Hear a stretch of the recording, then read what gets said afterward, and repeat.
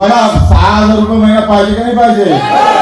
कर्जमाफीची गरज आहे का नाही आहे? नमस्कार मित्रांनो, शेतकऱ्यांना कर्जमाफी मिळावी, हमीभाव मिळावा, निराधारांना, वृद्धांना, विधवांना, दिव्यांगांना 6,000 रुपये मानधन मिळावे यासाठी मंत्र्यांच्या घरासमोर रक्तदान आंदोलन 14 मे 2025 रोजी केल्या जाणार आहे। त्या संदर्भात कार्यकर्त्यांना सूचना देण्यासाठी बच्चूभाऊ कडू यांच्या प्रहार जनशक्ती पक्षाकडून परिपत्रक जारी केले आहे। त्यामध्ये महत्त्वाच्या सूचना दिलेल्या आहेत। स्थळ, ठिकाण, मागण्या तसेच कार्यकर्त्यांना काही सूचना दिलेल्या आहेत। त्या संदर्भात हे परिपत्रक जारी करण्यात आलेले आहे। त्यामध्ये काय माहिती दिलेली आहे ती आपण सविस्तरपणे जाणून घेऊया। तरी मित्रांनो, हा व्हिडिओ शेवटपर्यंत बघा। तसेच बच्चूभाऊ कडू यांनी या संदर्भात मार्गदर्शन केले आहे तेही या व्हिडिओच्या माध्यमातून बघणार आहोत। तरी मित्रांनो, व्हिडिओ शेवटपर्यंत बघा। चॅनलवरती नवीन असाल तर चॅनलला सबस्क्राइब करा, बेल आयकॉनला क्लिक करा। मित्रांनो, आपण या ठिकाणी बघू शकता प्रहार जनशक्ती पक्ष राष्ट्रीय अध्यक्ष ओम प्रकाश उर्फ बच्चूभाऊ कडू यांच्या माध्यमातून हे परिपत्रक जारी करण्यात आलेले आहे। दिनांक 24/4/2025 रोजी हे परिपत्रक जारी करण्यात आलेले आहे। त्यामध्ये बघा आता पुढील प्रमाणे माहिती दिलेली आहे। शेतकरी कर्जमाफीसाठी आंदोलन, धर्मवीर छत्रपती संभाजी महाराज यांच्या जयंती पर्वावर दिनांक 14 मे 2025 रोजी बुधवारी रक्तदान शिबिर आयोजित केलेले आहे। वेळ आहे सकाळी 8:30 ते 11 वाजता। मग ठिकाण कोणते आहे, कोठे हे आंदोलन करायचे आहे, तर महाराष्ट्रातील सर्व कॅबिनेट मंत्री व राज्यमंत्री यांच्या घरासमोर हे आंदोलन केले जाणार आहे। तर मग पुढील प्रमाणे सूचना दिलेल्या आहे। सर्व जिल्हा प्रमुख, तालुका प्रमुख, शहर प्रमुख यांनी दिनांक 14 मे 2025 रोजी आपल्या भागातील, आपल्या जिल्ह्यातील कॅबिनेट मंत्री व राज्यमंत्री यांच्या घरासमोर व ज्यांचे जिल्ह्यामध्ये एकही मंत्री नाही अशांनी आपल्या बाजूच्या जिल्ह्यातील सर्व कॅबिनेट मंत्री व राज्यमंत्री यांच्या घराजवळ रक्तदान शिबिर कार्यक्रम आयोजित करावे। या कार्यक्रमाची रूपरेषा कशी असणार आहे, तर आधी देवदर्शन घेतले जाणार आहे। टाळ मृदुंग वाजवत भजन कीर्तनाच्या माध्यमातून शेतकरी कर्जमाफी मिळावी याकरिता जनजागरण जागृती आंदोलन करायचे आहे। तर मागण्या कोणकोणत्या केल्या जाणार आहे, तर शेतकरी कर्जमाफी मिळावी, शेतमालाला हमीभाव मिळावा, कापणी ते पेरणीपर्यंत MREGS मनरेगामधून मजुरी मिळण्याकरिता व दिव्यांग, विधवा, निराधार, वृद्ध यांना मासिक 6,000 रुपये मानधन मिळावे या प्रमुख मागण्या या आंदोलनात केल्या जाणार आहे। मग या महत्त्वाच्या मागण्यांच्या अनुषंगाने आंदोलन करायचे आहे। हे आंदोलन प्रहार स्टाईलने अधिक प्रभावी कसे होईल याकडे प्रत्येक प्रमुख, सक्रिय व सर्व कार्यकर्त्यांनी लक्ष द्यावे। त्यामध्ये खाली टिप दिलेली आहे बघा। केलेल्या आंदोलनाचे फोटो व व्हिडिओ आपल्याला खालील नंबरवर व्हॉट्सअप करायचे आहे आणि पक्षाचे जे पदाधिकारी या आंदोलनात सहभागी होणार नाहीत त्यांची नावे देखील या ठिकाणी खालील जे नंबर दिलेले आहे विभागानुसार त्या ठिकाणी पाठवावी। अशा महत्त्वाच्या सूचना प्रहार जनशक्ती पक्ष यांच्या वतीने या परिपत्रकामार्फत दिलेल्या आहे। तसेच बच्चूभाऊंनी 14 मे रोजी होणाऱ्या आंदोलनासंदर्भात महत्त्वाचे वक्तव्य केलेले आहे, माहिती दिलेली आहे। ते आपण पुढील व्हिडिओच्या माध्यमातून बघणार आहोत। तरी मित्रांनो, हा व्हिडिओ शेवटपर्यंत बघा आणि आंदोलनाला नक्की जा, म्हणजे तरच आपल्याला शेतकरी कर्जमाफी, दिव्यांगांना, निराधारांना, विधवांना 6,000 रुपये मानधन या ठिकाणी होऊ शकणार आहे। तर मित्रांनो, व्हिडिओ पुढील प्रमाणे आहे। आज दिव्यांगाचा पगार 1500हून वरती नेण्याची काही तयारी अजून दाखवत नाही।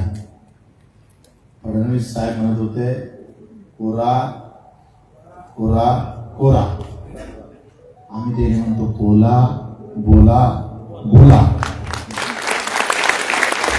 हे जोपर्यंत बोलत नाही आणि घोषणा करत नाही, हे त्यांच्या, मला वाटते त्यांच्या वचननाम्यामध्ये आहे।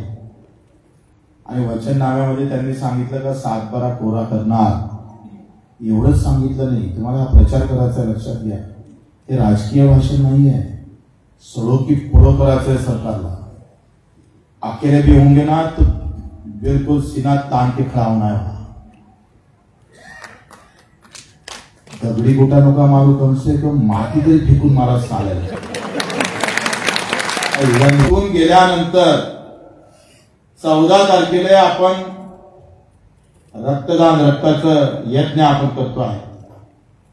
मंत्र्याच्या समोर, घरासमोर जर एखादा पोलीसवाला म्हणून रक्तदान करता येत नाही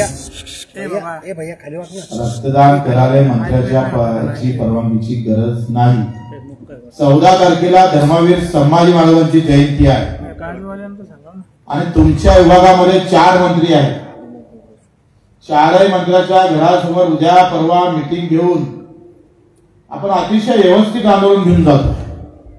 पहिले ऑपोजिशन केलं, नंतर टेमर दाखवलं, आता रक्तदान करणार आहोत आणि शेवटचं आंदोलन नागपूरले मुख्यमंत्र्याच्या दारावर किमान 1 लाख लोक. उद्या असं म्हणाले पाहिजे की तुम्ही आम्हाला वेळ दिला नाही, आम्ही रक्ताची आहुती द्यायला तयार आहोत, रक्तदान करायला तयार आहोत, रक्ताचा यज्ञ करायला तयार आहोत. कारण तुम्ही जे बोलला त्याचा जर विसर पडत असेल आणि आम्हाला जर फसवल्या जात असाल तर आम्ही सोडणार नाही. सगळे पक्ष चूप बसले तरी चालेल, पण प्रहार जेव्हा पेटून उठणार तेव्हा सांगतोय नागपूर आणि जेतपर्यंत घोषणा होणार नाही तोपर्यंत सोडायचं नाही. तुम्हाला 6,000 रुपये महिना पाहिजे का नाही पाहिजे? कर्जमाफीची गरज आहे का नाही आहे? तुमच्या आमच्या मागे झेंड्याच्या लढाईचं राजकारण सुरू केलंय. सगळ्या पक्षाचे आयटीसीएल आहे. दर 5 दिवसानं काही ना काही तुमच्या डोक्यात जात आणि धर्म टाकण्याचा व्यवस्थित प्रयत्न होत आहे. पूज्य बाबासाहेब आंबेडकरांनी आम्ही पाहतोय हक्काची लढाई लढली, छत्रपती शिवरायांनी हक्काची लढाई लढली. हे भगवान हिरव्याची लढाई नव्हती. मित्र, तुम्ही इथून प्रचारक होणं गरजेचं आहे. आज जर 4-4, 6-6 महिने माझ्या मायमाऊलीला जर पगार भेटत नसेल, हक्काचे पैसे तिच्या नशिबी येत नसेल, तर आम्ही सांगतोय वेळ आमच्या डोक्यात खुंकाट अशी घातली पाहिजे. जसा संताजीनं तलवार आम्ही पाहतोय स्वराज्यासाठी बाहेर काढली, तसं आम्ही पाहतोय आमचं मूठ या राज्यासाठी बाहेर काढणं गरजेचं. सफे पहाड करण्याची गरज आहे. मी मला हटायला तयार नाही. तुम्ही सुद्धा वेळ आला तर ही सुराज्याची नवीन लढाई आला तर छाताळ्यावर बंदुका सहन करण्याची ताकद ठेवा. लाठी काठी काय असं ते सगळं झेलण्याची ताकद ठेवा. तू विचार डोक्यात आणा, कारण हे सगळे लुटीचं तंत्र आम्ही सुरू केलेलं आहे. शिक्षण गरिबाला भेटणं बंद झालं, आरोग्याच्या सेवा संपल्या सगळ्या.